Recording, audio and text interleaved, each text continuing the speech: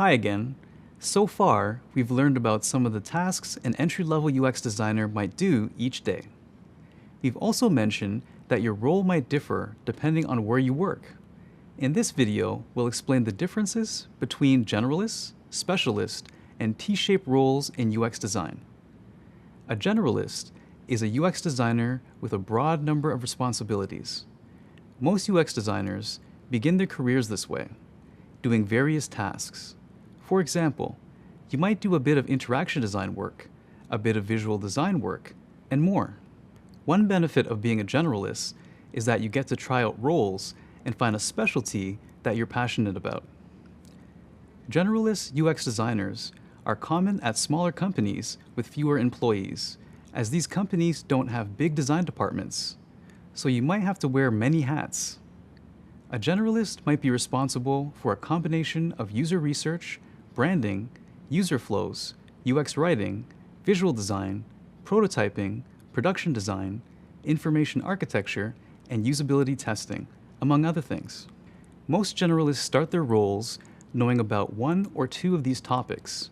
They learn about other areas on the job from their colleagues or mentors.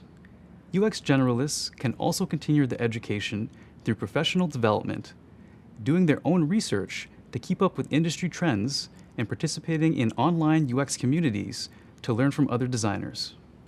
On the other hand, if you become really interested in one part of UX design, you might find your niche as a specialist. A specialist dives deep into one particular UX design role, like interaction, visual, or motion design. While a generalist has a breadth of knowledge, a specialist has more depth of knowledge in one kind of UX design. Specialists usually work at large companies where the organization can afford to have a big team of UX designers. At Google, we have thousands of specialized UX designers. Take me, for example. I specialize in interaction design. We covered some specialist tracks earlier in the course. If you need a refresher, check out the glossary. As you advance in your career, you may become a T-shaped designer. A T-shaped designer specializes in one kind of UX design and has a breadth of knowledge in other areas. This is called a T-shaped designer because your skills look like an uppercase T. The vertical line of the T is the kind of UX design you specialize in, like visual design. The horizontal line across the top of the T includes your complementary skills.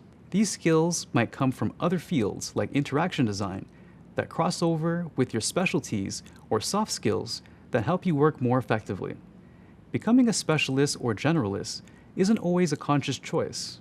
It might be based entirely on where you work and what skills are needed. When I started in UX design, I was a motion graphics designer. Then I worked on video games, apps for businesses, and apps about financial technology. Now that I work at Google, I focus on privacy as an interaction designer.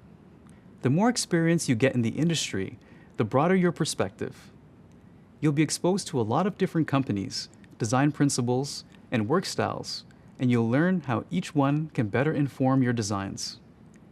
As a UX designer, there's always room to grow and opportunities for change. So whether you become a generalist or a specialist, there are plenty of options.